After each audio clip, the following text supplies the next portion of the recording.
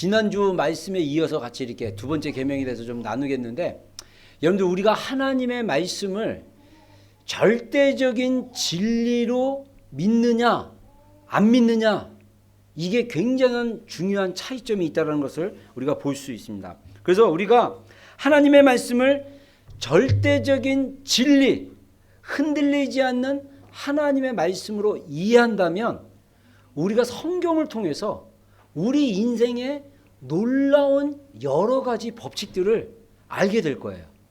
예를 들면 오늘 본문에 나와 있는 첫째 되는 계명과 둘째 되는 계명의 영적인 원리를 이해하게 될 것입니다. 그래서 우리가 지난주에 하나님을 사랑하라는, 어떻게 사랑하라고 예수님께서 우리에게 명령하셨죠? 첫 번째, 온 마음을 다하고, 두 번째, 온 목숨을 다하고, 세 번째, 온 뜻을 다하여 주 너희 하나님을 사랑하라 그랬어요. 아멘입니까? 우리가 하나님을 그렇게 사랑하게 될 때 그 다음 단계에 우리가 보게 되는 게 뭐냐면 우리 자신을 사랑하는 모습을 보게 된다는 것이에요. 여러분, 사랑은 일방적인 게 아닙니다. 우리가 오해하기를 나는 하나님 너무 여기 아닌데 막 하나님이 나를 일방적으로 사랑하셔 그러는데, 하나님이 처음에 우리를 사랑하지만 우리가 하나님이 우리를 사랑해도 불구하고 우리가 그 사랑을 받아들이지 않으면 우리 지옥 가는 거예요. 무슨 말인지 아시겠어요? 하나님이 사람들을 사랑하셔요. 근데 우리가 그 사랑에 반응하지 않으면, 그 사랑을 억셉트하지 않으면 우리는 그 사랑을 받을 자격이 없는 거예요. 제가 지난주에 예를 들었죠. 컵이 있는데 물이 위에서 막 부어지고 있어요. 근데 그 컵이 깨어지거나 또는 거꾸로 엎어졌다면 절대 물을 담아낼 수가 없어요. 그 컵이 딱 오픈되어 있어야 돼요. 그래서 하나님의 사랑이 내 안에 부어졌을 때 그 안에 있는 물이, 빈 컵 안에 물이 채워지듯이 하나님의 사랑이 우리 가운데 채워져야 되는 거예요. 하나님의 사랑이 우리 가운데 채워졌을 때 이거는 일방적인 것이 아니라 내 영의 반응이 일어나는 거예요. 그래서 하나님과의 우리와의 사랑은 상호관계적인 사랑입니다. 근데 재미있는 게 뭐냐면 하나님을 만나는 방법이 다를 수 있어요. 저희가 대표적으로 제가 박성업 선교사와 저의 하나님을 만나는 과정이 다르다고 저는 얘기하고 싶어요. 저는 하나님을 어떻게 만났느냐? 고등학교 3학년 때 정말 하나님이라는 분은 살아계시는가? 1년 동안 교회를 다녔음에도 불구하고 내 안에 하나님이 과연 살아계신 분인가 아닌가에 대한 갈급함이 있어요. 갈망이 있었어요. 그래서 학생부 수련회를 따라갔다가 산에 올라가가지고 바위, 아직도 기억나지만 어떤 바위 위에 바위 있는데 올라갔는지 아무튼 그 앞에 섰는지 이미 거의 30년 전 이야기라서 기억이 가물가물한데 장소는 정확히 기억할 수 있어요. 한월산 기도원, 경기도에 있습니다. 거기 꼭대기에 올라가서 내가 하나님 살아계신 분입니까? 그러면 나에게 보여주십시오라고 부르짖고 기도했을 때 하나님이 저에게 오셔서 만나주셨어요. 반대로 박성업 선교사는 어떻게 만난 줄 아십니까? 여러분들 간증 들어봤죠? 마약하고, 그렇죠? 어둠 속에 살고 밤새 인터넷 막 하다가 여자에 굶주려가지고 자매를 잡아가지고 어떻게 할까 막 그러고 밤새 새벽 돌아다니다가 간증한 거 그대로 얘기하는 거예요. 내가 덧붙인 거 아닙니다. 그런 삶을 살았다가, 그렇죠? 그 마약을 전달했던 그 마약쟁이가 예수님 만나고 확 뒤집어져서 박성교사한테 한번 교회 오라고 그렇게 권했는데 박성교사가 그때 교회 나가는 날 자살까지 하려다가 야, 내가 그러면 한번 교회를 한번 가봐야겠다. 그래서 교회 예배도 참석한 게 아니에요. 예배 끝나고 그 교회를 갔어요. 박성호 성서 표현에 의하면 추링이 바람으로, 그렇죠? 꾀죄죄한 모습으로 교회 갔더니 그 교회 한 형제가 박성호 선교사를 향해서 뭐라 그랬죠? 형제, 하나님이 형제를 사랑하십니다. 3번인가 그렇게 얘기했을 때 박성업 선교사는 하나님이 나를 사랑한다는 그 메시지에 자신이 완전히 무너지고 뒤집어져서, 그렇죠? 정말 하나님의 말씀을 전하는 사랑의 전도자로 바뀌었잖아요. 저는 하나님을 찾았어요. 간절하게. 하루만 찾은 게 아니야. 3일 동안 밤을 새워가면서 내가 진짜 하나님 만나려고 얼마나 몸부림친 줄 아십니까? 제가 최근에 그 다니엘 김 선교사 영상을 이렇게 봤는데 마음에 들었어요. 그래서 제가 다니엘 김 여기 뉴질랜드에 초청하려고 제가 일단 연락을 한번 취했습니다. 할렐루야. 예, 기대하세요. 그래서 다니엘 김 연락 될 거예요. 그래서 다니엘 김 영상을 딱 들어보니까 다니엘 김이 굉장히 인사이드가 있는 말을 하더라고요. 예수님 만나는 거 쉽지 않다. 그런 얘기를 하더라고요. 제가 이게 메시지를 보니까. 그러면서 우리가 정말 예수님을 만나려면 엄청난 우리의 어떤 게 필요하다. 제가 그렇게 만났어요. 근데 박성업 선교사는 간단하게 형제, 하나님이 형제를 사랑하셔. 이 세 마디에 확 무너져 버렸잖아요. 여러분, 우리가 하나님을 만나는 방법은요 달라요. 그러나 똑같은 건 뭐냐? 하나님의 사랑이 우리 안에 왔을 때 우리가 전심으로 하나님을 사랑하게 된다는 거예요. 아멘입니까? 만약에 우리가 전심으로 하나님을 사랑하지 않는다면 그 만남과 사랑은 굉장히 얕은 거예요. 여러분, 우리가 에스겔서 47장인가 보면요, 이 선지자 에스겔이 성전 문지방, 예루살렘 성전 문지방에서 흐르는 물을 환상 가운데 봅니다. 원래 선지자 에스겔은요 바벨론의 포로로 끌려갔어요. 근데 하나님께서 그 바벨론의 한 강가 버들나무 밑에서 하나님께 기도하고 묵상하는데 갑자기 하나님이 이 에스겔의 영을 이렇게 끌어가지고, 요즘 말로 얘기하면 영혼 유체 이탈 이런 거예요. 그래서 영이 어디로 가려면 실제로 예루살렘에 가는 거예요. 예루살렘 현장에 가가지고 예루살렘에 일어나는 것들을 막 환상 가운데 보는 게 바로 에스겔서의 예언의 말씀입니다. 그 중에 한 장면이 뭐냐? 실제로 일어난 건 아니지만 환상 가운데 예루살렘 성전에 섰더니 그 예루살렘에 문들이 있는데, 동서남북 문이 있는데 특별히 동쪽에 있는 문이 그 문지방 아래서 물이 막 흘러오는 거예요. 그 물이 강을 이루기 시작합니다. 근데 맨 처음에 에스겔 선지자가 서 있는데 물이 자기 발밑을 지나가는데 처음에는 발목 수준만 와요. 그 다음에 무릎이 와요. 그 다음에 허리가 와요. 그 다음에 완전히 자신이 잠겨가지고 헤엄쳐서 건널 수 있는 강을 경험합니다. 그래서 우리가 흔히 해석하기를 성령의 강이라고 얘기합니다. 처음에 우리 하나님의 만남이 발목 정도 수준의 만나면요, 내가 하고 싶은 대로 다 해요. 여러분, 혹시 한국에 한탄강이라는 강이 있습니까? 탄식을 많이 하는 강, 한탄강. 거기에 물살이 굉장히 셉니다. 저도 여러 번 갔는데 거기서 매년 몇 명이 죽어요. 강인데 물살이 세서. 근데 처음에 그 강이 아무리 물살이 세도요, 허리 정도에서는요 자유롭게 놀 수 있어요. 근데 목이나 잠길 정도면, 능숙한 수영을 하는 사람이 아니면 물에 휩쓸려서 죽을 수도 있다는 거예요. 그래서 우리가 성령의 능력과 하나님의 사랑도 마찬가지예요. 우리가 하나님의 사랑을 단순히 발목 수준으로 머물러 있으면 우리가 하나님의 사랑을 조금 경험했어요. 왜? 내 발이 물에 담겨져 있잖아요. 그래서 더울 때 여러분들 냇가에 가갖고 물에 발을 담그면 시원합니까? 안 시원합니까? 시원하지, 시원하기는. 시원하긴 시원하죠. 그러다가 조금, 야, 발목 시원하니까 발 담궜는데 시원하니까 우리 다음에 좀 더 깊이 들어가 볼까? 그래갖고 허리 쪽으로 들어가요. 시원해요, 안 시원해요? 시원해죠, 시원해요. 근데 중요한 건 뭐냐? 허리 정도 수준의 물에 잠긴다 할지라도 내가 자유롭게 가고 싶은 곳을 갈 수 있다는 거예요. 오늘날 많은 크리스찬들이 세상과 하나님의 사랑 가운데 양다리를 거쳐서 하는 몸은 밤쯤 정도 하나님의 사랑에 담겨져 있고 하나님의 사랑을 경험하고 알고 있어요. 근데도 불구하고 나의 생각과 나의 노는 거는 세상을 향해 가고 있는 거예요.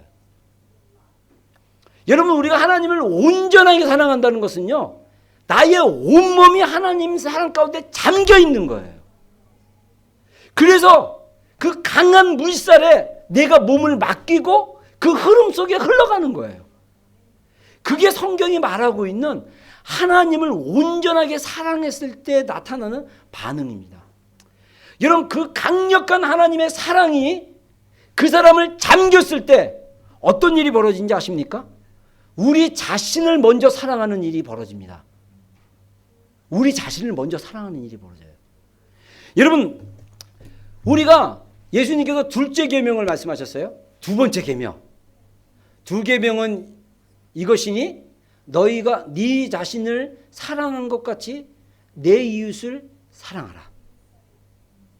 예수님이 왜 이웃을 사랑하는데 그 기준이 뭐냐? 우리 자신을 사랑한 것 같이 사랑하라 그랬어요. 여러분 놀랍지 않아요?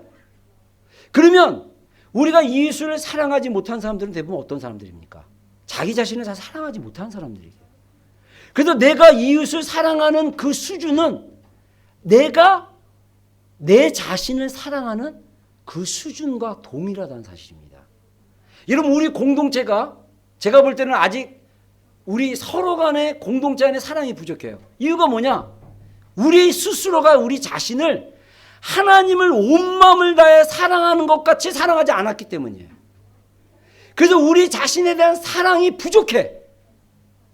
그 부족함을 가지고 이웃들을 사랑하자니 얼마나 사랑하기가 버겁고 힘들겠어요. 그렇지 않습니까? 여러분 저는요 우리 모두가 주님을 온전히 사랑하는 자들이 되기를 주의 이름으로 축원합니다. 그래서 그 주님의 온전하신 사랑으로 우리 자신을 사랑했으면 좋겠어요. 여러분 제가 박성업 선교사를 개인적으로 되게 좋아하는 이유가 아무튼 제 개인적으로는 그렇습니다. 박성업 선교사도 이상한 소리 하는 사람들은 이상한 사람이에요. 네? 박성업 선교사의 그 주님을 사랑하는 그 열정을 저는 보고 제 안에 많은 것들이 회복됐어요.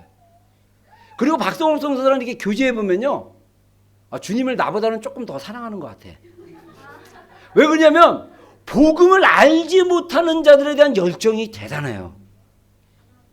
어떻게 하면 자기처럼 어둠에 있었던 자식들이 어떻게 주님의 사랑으로 돌아올까? 이거 고민하고 막 어떻게 하면 복음을 전할까? 이거 고민하고 있어요. 여러분 이거 설교 온 거에는 안 나온 얘기지만 인터넷에 보면 한국 인터넷에 여러분들 개인 방송국이 굉장히 유행한 거 알고 있죠? 특히 아프리카라는 그 방송국 플레이스테이션이라고 그래야 되나요? 그 회사가 있는데 그 안에 개인 방송을 하는데 사람들이 돈으로 별사탕인가를 산대요. 그러니까 10,000원어치 산다 그러면 별사탕이 10,000원인가 그런대요. 그러면 이게 10,000개인가 그러면 되게 적은 것 같죠. 근데 막 이거를 갖다가 개인 방송하는 사람들이 방송을 하면 그 청취자들이 별사탕 100개 그러면 100원이에요. 그러면 1000개 그러면 1000원이에요. 근데 그걸로 한 달에 1억씩 버는 사람들이 있어요. 뭘로 버는지 아세요? 제가 시사 프로그램에서 봤어요. 먹방, 먹는 방송. 한국 그 경상도 사람도 있고 그러는데 우리나라 먹는 방송을 해주는데 야 그거를 보통 청취자가 30만 명이래요. 인터넷으로 실시간으로 보는 거예요. 이 사람이 벌어들이는 수익이 한 달에 한 1억 넘는데요. 여러분들 왜 이런 것들이 보여집니까? 박성훈 선생은 그거 보면서요. 어둠의 자식들이 굉장히 많다고 여기서 인터넷 방송을 통해서 전도를 해야겠다. 이런 아이디어까지 내는 사람이에요. 저는 그거 보면 비판만 하죠. 이런 어둠의 자식들. 할 일이 그렇게 없냐. 남 먹는 거 구경하다가 돈 주고 이러냐. 근데 박성훈 교사는 하나님에 대한 사랑이 너무나 많기 때문에 어떻게 합니까? 그 세상적인 도구 안에 들어가서 어떻게 하면 어둠을 헤매고 있는 이들에게 복음을 전할까? 여러분 우리 교회가 왜 외부의 예수 그리스도를 믿지 않는 자들에게 복음을 전하고자 하는 열정이 불붙지 않는 줄 아십니까? 우리가 주님을 사랑하지 않고 우리가 우리 자신을 사랑하는 그 열정이 약하기 때문에 그래요. 여러분 우리가 정말 주님의 사랑을 알고 우리 자신을 사랑하기 시작하면요. 우리 주변에 하나님의 사랑을 받지 못하는 사람들이 많은 게 보여요. 그러면 그들을 어떻게 해야 합니까? 사랑 가운데 데려오기를 막 원해요. 근데 우리는요 별로 안 해요. 오늘날 많은 교회들이 전도를 안 합니다.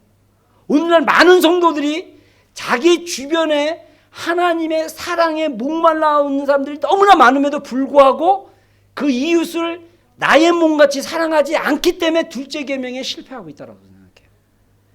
여러분, 우리가 하나님을 온전히 사랑했을 때 우리 자신을 먼저 사랑하는 것, 이게 굉장한 영적인 통찰력이라는 것입니다.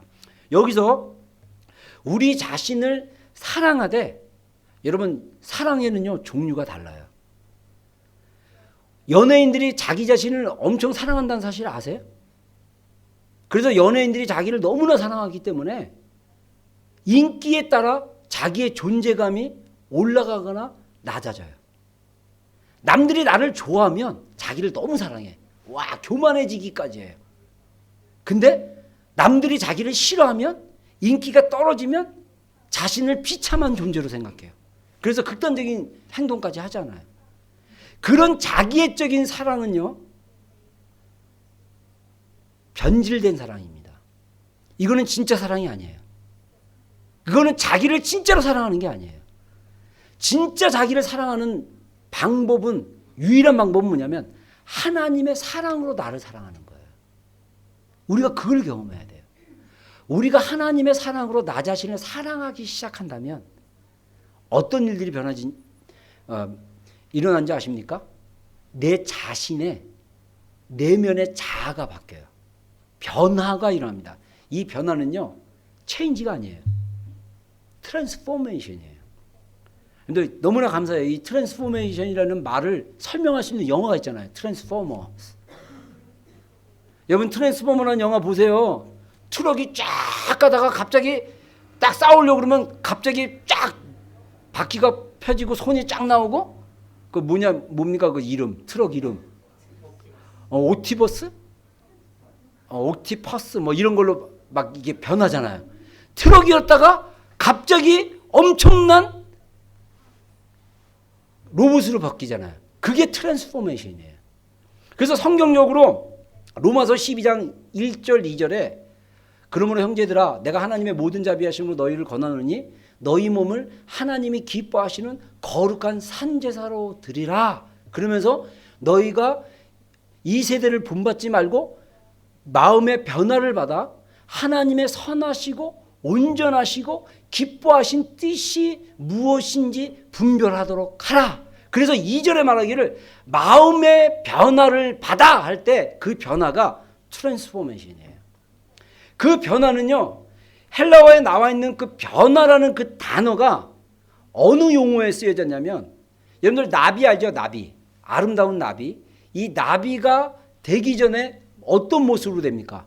번데기의 모습으로 됩니다. 제가 어렸을 때 저희 어머니가 번데기를 좀 팔았어요.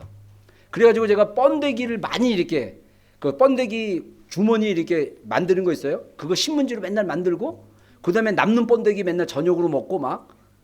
그래서 번데기가 되게 못생겼어요. 막 외국 사람들은 그 징그럽다고 안 먹어요. 근데 굉장히 고소하고 좋습니다. 근데 너무 못생겼어요. 그래서 우리말 속담에 이런 말 있잖아요. 번데기 앞에서 주름 잡냐. 그냥 너무 주름도 맞고 막 어그리하고 못생기고 막 그래요. 근데 이 번데기가 어떻게 바뀝니까? 아름다운 나비로 바뀌어요. 그게 변화예요. 하나님의 사랑이 내 안에 부어지고 내가 그 사랑 안에 반응했을 때 변화가 일어나는 거예요. 어느 모습으로 보냐? 하나님의 기준으로 나비가 되는 거예요. 나비야 날아라. 호랑나비. 여러분, 정말 아름다운 나비로 바뀌었을 때 우리의 모습은 더 이상의 번데기가 아닌 것입니다. 오늘날 너무나 안타깝게 많은 크리스천들이 번데기의 모습으로 살아가요. 그래서 자꾸 사람들 앞에 주름 잡으려고 그래. 여러분, 우리는 번데기가 아닙니다. 나비입니다. 할렐루야. 남들이 보기에도 나비고 우리 자신도 나비예요. 여러분, 번데기와 나비의 차이점을 다시 한번 얘기해 줄까요? 번데기는요, 딱 갇혀 있어요. 그 자아가 자기 껍질 안에 갇혀 있어요. 자유롭지 못합니다. 제가 알기로는, 제가 잘 이쪽으로는 모르지만 제가 알기로는 번데기로 있을 때는요, 나무에나 어디에 달려 있어야 돼요. 자유롭지 못합니다. 근데 나비는요, 자유롭게 날아다닐 수 있어요.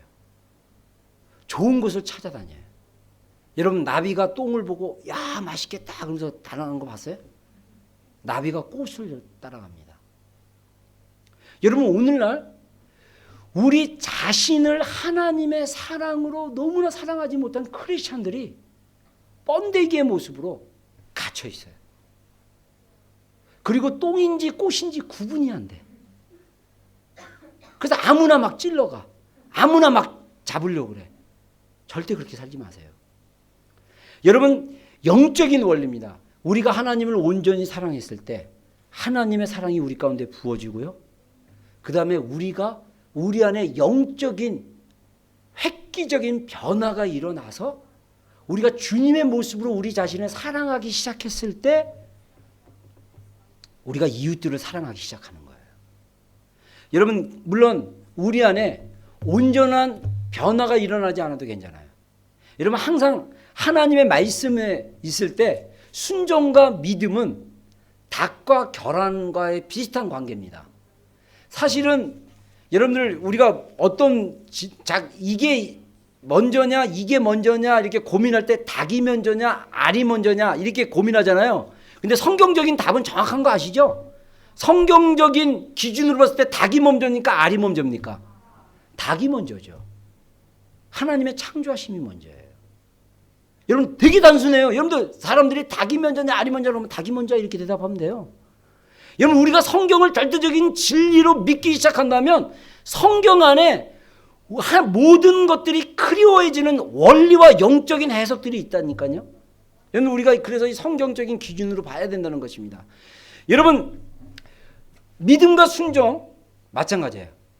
어떻게 보면 이 계명이라는 것은 순종이 필요해요. 근데 우리가 순종을 쉽게 하려면요, 우리가 먼저 하나님의 사랑을 받으면요, 순종이 되게 쉬워요. 근데 순종이 어려운 사람들은 아직까지 내 마음에 하나님의 사랑이 채워지지 않기 때문에 순종이 어려운 거예요. 여러분, 많은 목회자들이 있습니다. 저를 비롯해 많은 목회자들이 있는데, 목회자들도 목회자의 길을 갈 때, 풀타임 사역자의 길을 갈 때 막 갈등하고 고민하는 이유가 뭔지 아십니까? 뭐 환경이 어려워서 그럴 경우도 있겠지만은 이것이 온전한 순종으로, 온전한 사랑으로 완전히 바뀌지 않으면요, 죽을 때까지 고민하다가 죽어요.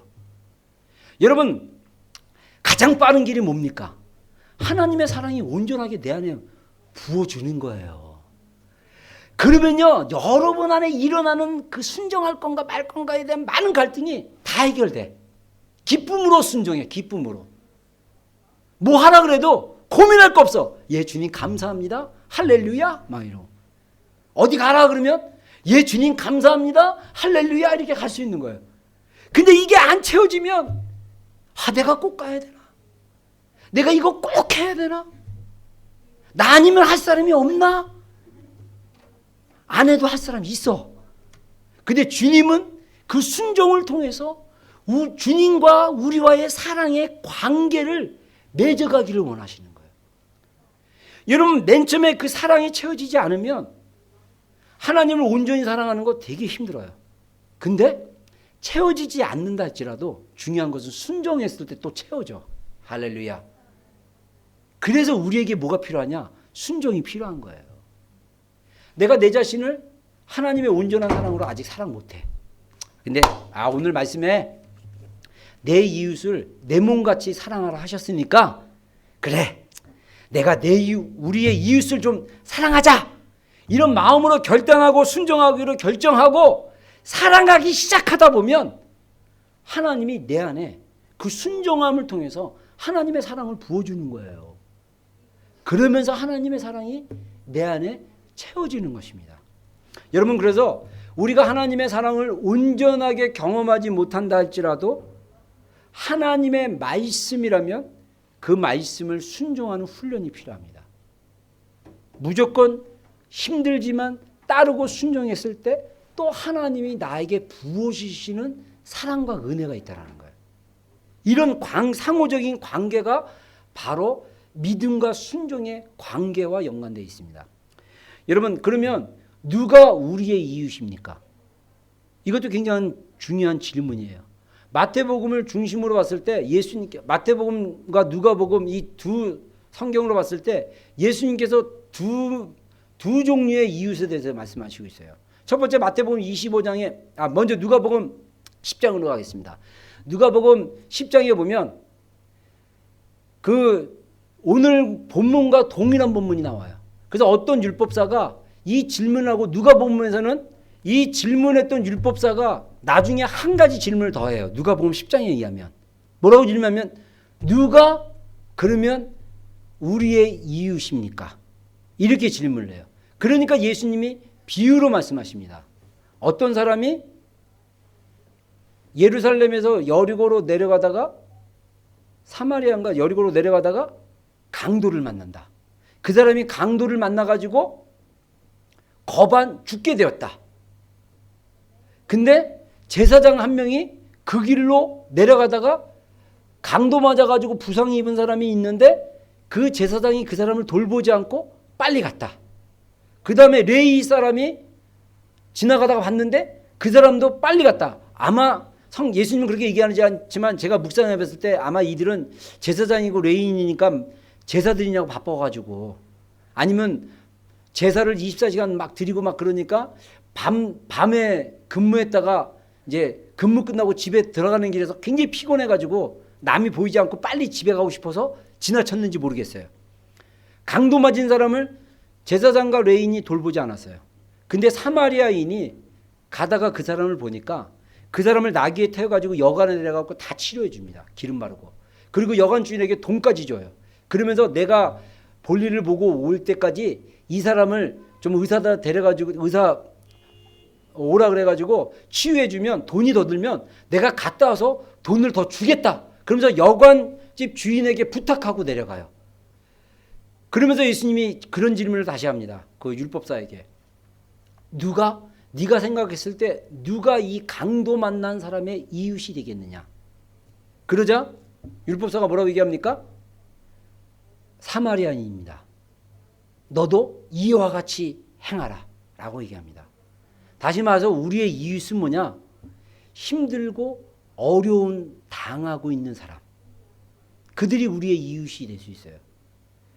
여러분 특별히 우리 한국 사람에게 중요한 이웃이 있지 않습니까? 강도 만난 것처럼 국가적으로 고통당하는 이웃이 있지 않습니까? 누굽니까? 북한 동포입니다. 여러분 이 북한 동포를 위해서 우리가 뭔가 선한 사마리아 사람처럼 우리가 뭔가를 하지 않으면 그거에 대한 엄중한 하나님의 판단이 있을 거예요. 여러분 마태복음 25장에 또 다른 이웃에 대한 예수님이 소개가 나와요. 거기서 예수님이 마지막 날에 사람들을 모아놓고 임금이신 예수님이 사람들을 갖다가 심판하십니다. 오른쪽에는 양의 무리를 넣고 왼쪽에는 염소의 무리를 넣어요. 그러면서 동일하게 양과 염소에게 얘기하기를 너희는 내가 굶고 헐벗고 목마르고 병들었고 감옥에 갇혔을 때 돌아보고 입혀주고 먹을 것을 주었다라는 그룹은 양의 그룹이고 내가 목마르고 헐벗고 그 다음에 병들고 감옥에 있을 때 나에게 먹을 것도 주지 않고 입을 것도 주지 않고 나를 돌보지도 않았다라고 얘기하는 그 사람들은 염소 그룹이었어요. 그러니까 양과 염소가 동일하게 질문합니다. 언제 우리가 예수님을 먹였으며 언제 우리가 예수님을 돌보지 않았습니까? 여러분 우리가 마태복음 25장의 그 양과 염소의 비유를 통해서 굉장히 중요한 교훈을 받을 수 있어요. 이 양과 염소는 저는 크리스찬이라고 생각해요. 왜냐? 염소들도 그렇게 반응해요. 언제 우리가 주님이 헐벗고 굶주리고 그 다음에 아프고 병들었을 때 똑같은 말이구나. 감옥에 갔을 때 돌보지 않았습니까? 그런 질문을 동일하게 해요. 그리고 양들도 동일하게 해요. 아니요. 주님 제가 언제 주님이 병들었었죠? 주님이 언제 배고프다 그랬죠? 그래도 제가 언제 도와줬습니까? 이런 질문을 동일하게 해요. 근데 예수님이 얘기합니다. 지극히 내 형제 중에 지극히 작은 자에게 한 것이 곧 나에게 한 것이다. 여러분 영적인 원리는 뭐냐? 우리 형제 중에 형제는 뭡니까? 우리가 몸담고 있는 공동체 또는 우리의 가족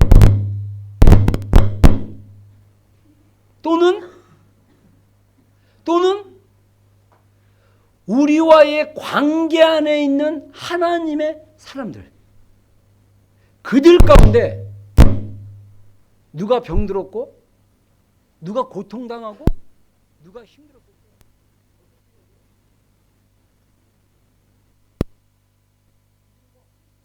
그 일을 해야 된다는 거예요. 그 일을 하는 것이 곧 예수님께 하는 것과 동일하다는 것입니다.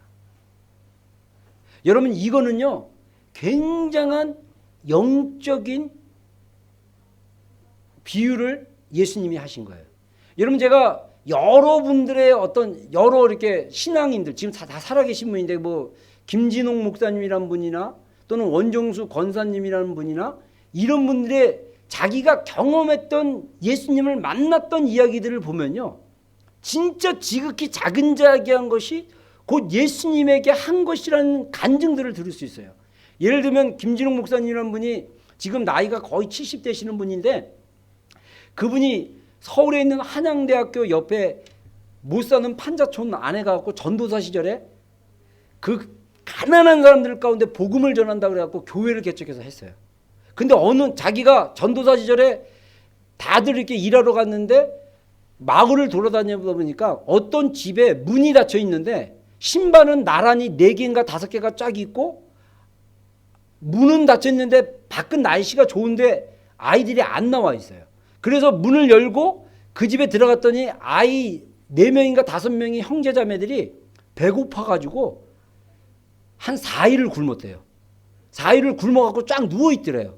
그래서 엄마 어디 갔냐 했더니 엄마가 길거리에서 노점상 하느냐고 경찰에 잡혀가지고 불법을 했다고 잡혀가지고 유치장에 있었던 거예요. 그래가지고 그 얘기를 듣고 그 김진홍 목사님이 전도사 시절에 그 종로경찰서인가 무슨 아무튼 경찰서에 가가지고 그 엄마를 만난 다음에 벌금을 내주고 그 엄마를 데려오고 그 아이들을 이제 같이 이렇게 라면 끓여서 막 먹이고 막 그랬대요. 근데 막내 애가 한 4-5살 애인가 그런데 걔가 엄마 보고 싶다고 막 우는데 그 우는 눈물 안에서 이 김진호 목사님이 뭘 보냐면 예수님의 얼굴을 봤대요. 우는 아이, 고통받고 우는 아이의 눈물 안에 예수님이 있었다라는 거예요. 그분의 간증을 들어보면 정말 고통받는 자와 함께 고통받고 있는 예수님을 그분의 삶 가운데 많은 간증 가운데 볼 수가 있습니다. 여러분, 지난주 혹시 뉴스 보셨어요? 너무 끔찍한 뉴스인데 용인의 한 19세 남자애가 17세 여자애를 죽인 사건. 나중에 한번 제가 페이스북에 제가 올렸으니까 한번 꼭 읽어보세요. 너무 잔인하고 엄청난 일을 했어요. 근데 결국은 이 친구도 배경을 보면 부모의 사랑을 제대로 못 받았대요. 그리고 고등학교를 중퇴하고 친구들이 없었대요. 지금 한국뿐만 아니라 지금 우리가 살고 있는 시대에 특히 이 미디어가 발달함으로써 사람들이 관계를 안 맺고 고립되는 사람들이 굉장히 많다는 사실을 아십니까? 그리고 박성업 선교사나 데이비 차가 말한 대로 미디어를 통해서 사람들의 마음에 바이러스나 병을 주는 거예요. 그래서 그들의 마음과 감정과 정신이 병이 드는 거예요. 그래서 잔인한 살인을 행하거나 상상도 못하는 일을 해요. 어떤 일을 했는지는 여러분들이 기사로 보세요. 근데 경찰이 조사해 보니까 얘가 그렇게 한 이유가 뭐냐면 영화를 본 걸 따라했대요. 호러 영화 주로 봤대요. 사람 실제로 죽이는 영상도 보고 막 그러면요 그게 영향력으로 들어와요. 그러면 나중에 이게 그 사람을 조종하게 되는 거예요. 그래서 그때 그 인터뷰한 그 전문가 얘기 들어보니까 뭐라고 얘기하냐면 현실과 그 영화나 이런 가상으로 본 거에 대해서 이렇게 구분을 못한 것 같다. 여러분 그 박성훈 선교사가 그랬나? 그 잔인한 살해 사건이 나오는 영화나 그리고 사람 총으로 쏘는 이런 게임이나 이런 것들이 결국은 정말 마지막 때에 가서 크리스찬들을 리얼 크리스천들을 사냥하고 잡는, 그래서 아무런 죄의식 없이 사람을 죽일 수 있는 그런 어떤 프로그래밍 비슷한 훈련일 수도 있다라는 가능성을 열어놓고 있잖아요. 여러분, 지금 우리가 어떤 것을 보고 듣고 이것을 나누느냐가 굉장히 중요합니다. 우리의 공동체는요, 선한 것들이 흘러가야 돼요. 여러분, 우리의 이웃들을 봐야 돼요. 우리가 아까 얘기한 대로 예수님이 말한 두 종류의 이웃이 있습니다. 먼저 크리스천 그룹입니다. 먼저 크리스천 그룹으로서 정말 우리 크리스천들 안에 어렵고 힘든 사람들, 지극히 작은 사람들이 있으면 그들에 대한 사랑을 우리가 행해야 돼요. 그리고 더 나가서 강도 맞은 사람처럼, 강도 만난 사람처럼 세상의 어려움과 환난과 고난 때문에 고통받고 있는 사람들이 있다면 그들을 찾아가서 그들을 치유해주고 회복시켜주고, 그러면 얼마나 좋을까요? 그렇습니까? 안 그렇습니까? 교회가 그런 일들을 해야 되지 않을까요? 그 출발이 먼저 우리가 하나님을 온전히 사랑하는 데부터 시작해요. 우리가 온 마음을 다하고 온 목숨을 다하고 온 뜻을 다하여 하나님을 먼저 사랑하고, 그 사랑으로 말미암아 부어주는 우리를 향한 하나님의 사랑이 내 안에 채워지고, 그리고 이웃에게 나갔을 때는 정말 힘있는 그런 일들이 일어나는 거고요. 그래서 우리 교회가 더 예배에 집중해야 되고, 우리 교회가 더 하나님을 찾고 사랑한다라고 고백하는 기도에 더 집중해야 되고요. 그래서 우리의 삶의 많은 영역 중에 많은 시간들을 우리가 하나님을 예배하고 하나님을 따라가고 하나님을 쫓아가는 일에 헌신하는 일이 필요해요. 왜? 그래야 우리가 공급을 받으니까 우리가 그 주님의 명령을 순종할 수 있는 그 능력과 파워가 기쁨으로 나올 수 있으니까요. 그러면 지금 그게 안 됐을 때는 어떻게 하냐? 힘들어도 말씀이니까 순종하는 거예요. 말씀이니까. 아멘입니까? 먼저 우리 공동체가 서로 먼저 사랑한다면, 야, 이 엄청날 거예요. 우리가 막 보기만 해도 막 보고 싶은 거야. 막. 제가 지난 주일날 우리 리더 모임에서 우리 세미 자매가 우리 셀 모임에 대해서 이렇게 리더들이랑 의논하다가 같이 기도하고 세미 자매가 받은 감동 얘기하는 중에 그 얘기하더라고요. 목사님이 우리를 너무나 사랑하신다. 근데 본인은 잘 못 믿겠다. 그런 고백을 딱 했다는데 저는요, 아, 이게 주님으로부터 확실히 왔구나 컨펌했어요. 여러분들 옛날에 기억납니까? 제가 한 2년 전인가 우리 저쪽 대흥교회 그 센터 빌려가지고 막 예배했을 때, 그때 제가 예배 중에 감동 가가지고 제가 그런 얘기했죠. 나보지 말고 예수님 바라보고 예수님께로 가라. 그래서 예수님 만나고 예수님을 깊이 알면 그분이 내가 여러분을 얼마나 사랑해 준지 말씀해 줄 거다. 그 얘기했던 거 기억납니까? 그거는 제가 그냥 하는 말이 아니에요. 여러분, 이 사랑은요, 영으로부터 시작돼야 되는 거예요. 하나님의 영이 우리 가운데 부어주고 우리 영이 변화되면요, 그 영으로부터 흐르는 사랑이 흘러가게 돼 있어요. 저는 진짜 자신할 수 있어요. 여러분 사랑합니다. In Christ. 할렐루야. 서로 사랑하십시오. In Christ. 주님 안에서 사랑해요. 저는 그래서 제가 여러분들을 자신 있게 사랑한다고 말하면서 자랑하고 싶지 않아요. 왜? 하나님이 저에게 사랑을 부어줬기 때문에 여러분 사랑하는 게 쉬워. 고민할 것도 없어. 그냥 주님이 사랑하시는데 뭐 내가 뭐 딴지 걸 거 있어요? 그냥 하나님의 사랑이 내 부어주니까 여러분들이 그냥 보기 좋고 사랑하는 거예요. 똑같이 우리가 주님의 사랑이 우리 안에 부어졌을 때 여러분 우리가 서로 사랑하는, 여러분 이 오클랜드 안에 많은 교회들이 있어요. 그 교회 안에 그 교회 갔더니 야 서로 너무너무 사랑하더라. 이 소문만 나도요 사랑에 목마른 심령들이 막 개떼처럼 몰려와요. 개미떼라 그러니까 개미떼처럼 막. 왜? 사람들이 사랑에 목말라 있기 때문에. 그래서 예수님이 뭐랍니까? 너희가 서로 사랑하면 이로써 사람들이 너희가 내 제자인 것을 알 것이다. 요한복음에 말씀하시잖아요. 이거는 굉장히 중요한 사랑의 원리입니다. 자, 결론 내리겠습니다. 그러면 우리가 우리의 이웃인, 우리의 이웃들을 어떻게 사랑하느냐? 닭이냐 계란이냐 이 원리랑 똑같아요. 먼저 우리가 하나님께 하나님을 온 마음을 다하고 온 목숨을 다하고 온 뜻을 다하여 하나님을 사랑할 수 있는 마음을 부어주십시오. 그리고 내가 주님을 사랑합니다 고백하며 주님을 먼저 사랑하십시오. 주님이 먼저예요. 주님이 먼저. 그리고 나서 부어주면 그 사랑으로 해도 돼요. 근데 나는 아직 그게 안 부어졌어요. 그러면 부어질 때까지 기다릴게요. 그러면 이거는 순종 안 하는 거랑 똑같아요. 안 부어져도 순종해야 돼요. 아까 원리 얘기했죠. 컵이 온전히 위로 향할 수 있도록 컵의 입구가 온전히 위로 향할 수 있는 자세가 순종의 자세예요. 아직 내 마음의 이 마음의 컵 안에 그릇 안에 하나님의 사랑이 완전히 채워지지 않았어. 그렇다고 순종 안 하면 이걸 엎어놓는 거랑 똑같아요.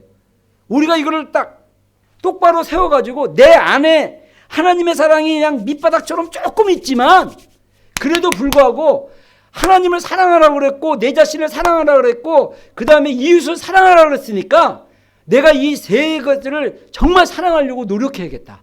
내가 그냥 순종하자. 사랑하다 보면 그 사랑이 부어주는 것을 경험합니다. 여러분 우리가 주님을 알아가는 성경의 원리가 서로 사랑했을 때 주님을 더 깊이 알아갈 수 있어요. 혼자 기도실에서 예배하다가 경험하는 하나님 플러스 공동체 안에서 서로 사랑함으로써 부어주는 하나님의 지식과 사랑 이게 돼야 온전한 그리스도의 사람으로 자라간다라고 성경이 얘기하고 있는 거예요. 내가 혼자 하나님만 있다고 이웃사람이나 사랑 안 하면 그 사람은 50% 정도밖에 채워지지 않는 거예요. 이 두 가지가 함께 가야 됩니다. 자, 우리 옆에 있는 사람은 서로 한번 쳐다보겠어요. 정말 힘들겠지만 쳐다보고 예수님의 이름으로 자, 소희 예수님의 이름으로 사랑합니다. 여러분 이 사랑은요 자주 표현해야 돼요. 그래서 여러분들 진짜 우리가 사랑도 마지막으로 이 얘기를 할까요? 사랑은 명사가 아니라 동사다. 나 이 어느 책에서 읽었는데 굉장히 좋은 얘기인 것 같아요. 네? 그래서 사랑은 doing하는 거예요. 그래서 내가 너 사랑해 알지? 이 수준 갖고 안 돼. 표현해야 돼. 그래서 만나면 어제 만났는데 오늘 또 만나면 뭐 안아도 주고 악수도 좀 해주고 눈 쳐다보고 웃어도 주고 이렇게 표현해야 돼요.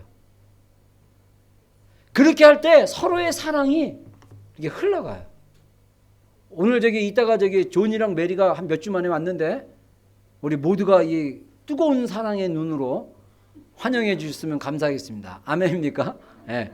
이것도 훈련이에요. 훈련하다 보면 특히 셀 리더들 좀 이렇게 세론들 이렇게 좀 이렇게 막 안아주고 이렇게 격려해주고 쳐다봐주고 이렇게 표현하다 보면 이 사랑이 흘러가게 되어 있습니다. 저는 우리 교회 가운데 하나님이 거신 기대와 축복이 있습니다. 기대합니다. 우리는 순종하면 돼요. 순종하면 모든 것이 주님 안에서 채워질 줄로 믿습니다.